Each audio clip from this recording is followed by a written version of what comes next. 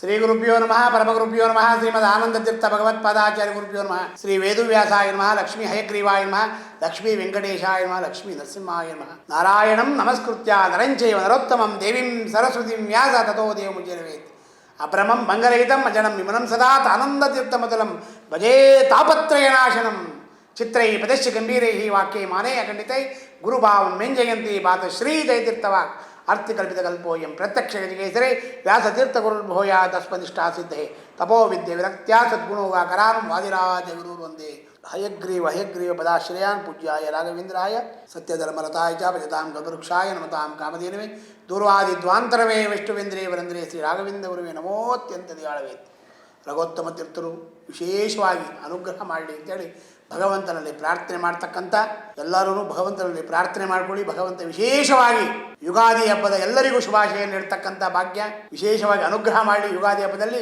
ಕ್ರೋಧನಾಮ ಸಂವತ್ಸರದಲ್ಲಿ ವಿಶೇಷವಾಗಿ ಉತ್ತರಾಯಣ ವಸಂತ ಋತು ಚೈತ್ರ ಮಾಸದಲ್ಲಿ ವಿಶೇಷವಾಗಿ ಯಾವ ರೀತಿ ಚಿಗುರುತ್ತೋ ವಸಂತ ಋತುಯಲ್ಲಿ ಹೆಂಗೆ ಚಿಗುರುತ್ತೋ ಬೆಳೆಗಳೆಲ್ಲ ಆ ರೀತಿಯಾಗಿ ಚಿಗುರಲಿ.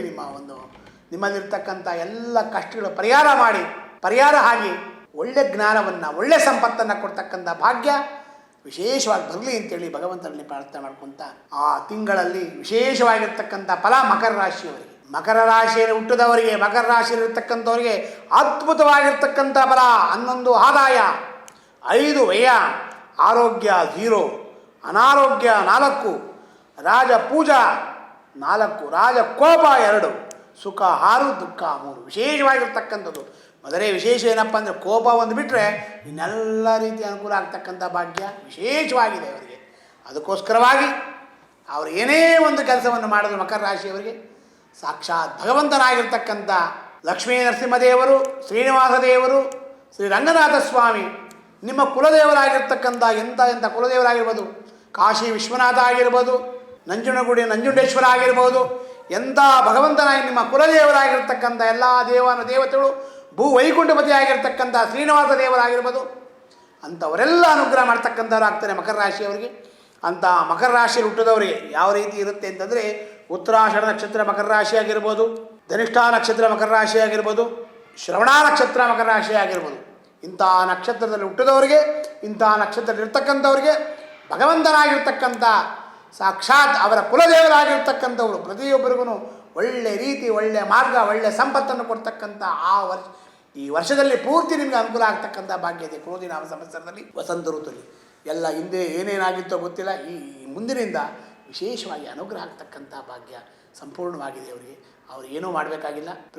ಯಾವಾಗ ನಿಮಗೆ ಭಗವಂತ ಅನುಗ್ರಹ ಮಾಡ್ತಾನೋ, ನಿಮ್ಮ ಅನುಗ್ರಹ ಹೇಗಿರ್ತೀವಿ, ನಿಮಗೆ ಭಗವಂತ ನಿಮ್ಮಲ್ಲಿ ನಿಂತು ಯಾವತ್ತೇನು ಮಾಡಿಸ್ಬೇಕು ಅಂತನೋ ಹಾಗೆ ಬೆಣ್ಣೆಯ ಅಲಂಕಾರ, ಗಂಧದ ಅಲಂಕಾರ, ಬೆಣ್ಣೆಯನ್ನು ತೆಗೆದುಕೊಂಡು ಕೊಡೋದು ಗಣಪತಿಗಾಗಲಿ, ರಾಯರ ಬೃಂದಾವನಕ್ಕಾಗಲಿ, ನರಸಿಂಹದೇವರಿಗಾಗಲಿ, ಕೃಷ್ಣನಿಗಾಗಲಿ, ಯಾವುದೇ ಒಂದು ದೇವತೆಗಳಿಗೆ ಮಾತ್ರ ಆ ದೇವತೆಗಳಿಗೆ ಕೊಟ್ಟಾಗ, ಆ ಅಲಂಕಾರ ಮಾಡಿದಾಗ ಆ ಅಲಂಕಾರದ ಫಲದಿಂದ 10ರಷ್ಟು ಇವತ್ತಿನ ದಿವಸ ನಿಮಗೆ 11ರಷ್ಟು ಫಲ, 5ರಷ್ಟು ವ್ಯಯ ಇದೆ.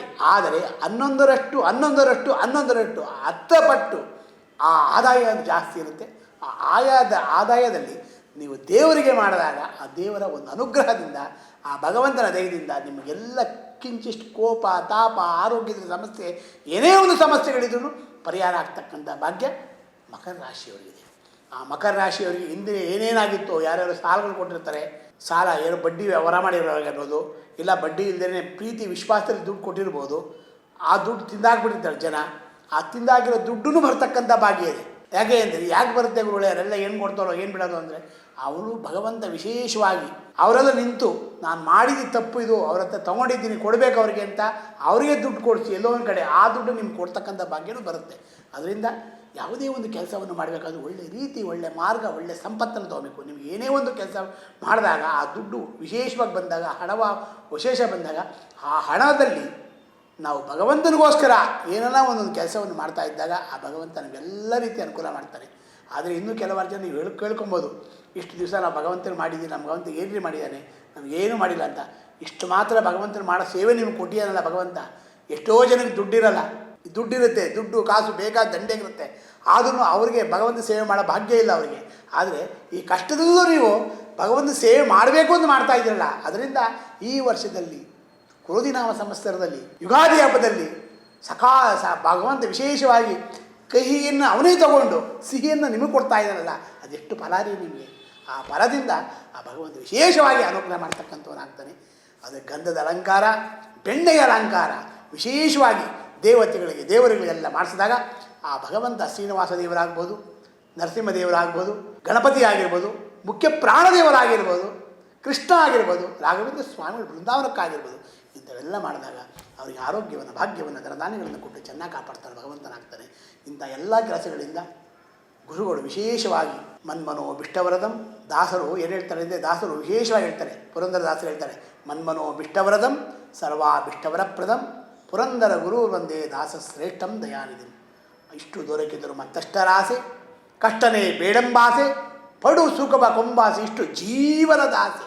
ಈ ಜೀವನದಲ್ಲಿ ಆಸೆ ಅನ್ನೋದು ಕೊನೆಯೇ ಇಲ್ಲಂತೆ, ಎಲ್ಲ ಬೇಕು ಬೇಕು ಬೇಕು ಅಂತ ಹೇಳ್ತಂತೆ. ಅದಕ್ಕೋಸ್ಕರವಾಗಿ ಈ ಆಸೆಯಲ್ಲೂ ಭಗವಂತನ ಒಂದು ಸೇವೆಯನ್ನು ಮಾಡ್ತಕ್ಕಂಥ ಭಾಗ್ಯ ಆ ಮಕರ ರಾಶಿಯವರು ಕೊಡಬೇಕು. ಆ ಮಕರ ರಾಶಿಯವರಿಗೆ ಆ ಭಗವಂತ ಈ ವರ್ಷದಲ್ಲಿ ಪ್ರತಿಯೊಬ್ಬರಿಗೂ ಆ ಮಕರ ರಾಶಿಯಲ್ಲಿ ಹುಡ್ದವರಿಗೆ, ಮಕರ ರಾಶಿಯಲ್ಲಿ ಇರ್ತಕ್ಕಂಥವ್ರಿಗೆ ಎಲ್ಲ ಒಳ್ಳೆಯ ಆರೋಗ್ಯ ಕೊಡಲಿ, ಒಳ್ಳೆಯ ಭಾಗ್ಯ ಕೊಡಲಿ, ಒಳ್ಳೆಯ ಧನಧಾನ್ಯಗಳನ್ನು ಕೊಟ್ಟು ಚೆನ್ನಾಗಿ ಕಾಪಾಡಲಿ.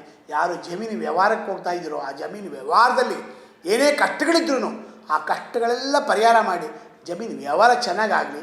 ಜಮೀನು ಕೊಂಡ್ಕೊಳ್ಳೋಂಥವರು ಅವರು ಕೊಂಡ್ಕೊಳ್ತಕ್ಕಂಥ ಭಾಗ್ಯ ಸಿಗಲಿ, ಒಳ್ಳೆಯ ರೀತಿ, ಒಳ್ಳೆಯ ಮಾರ್ಗ, ಒಳ್ಳೆಯ ಸಂಪತ್ತು ಕೊಡಲಿ ಅಂತೇಳಿ ಭಗವಂತನಲ್ಲಿ ಪ್ರಾರ್ಥನೆ ಮಾಡ್ಕೊಳ್ಳೋಣ.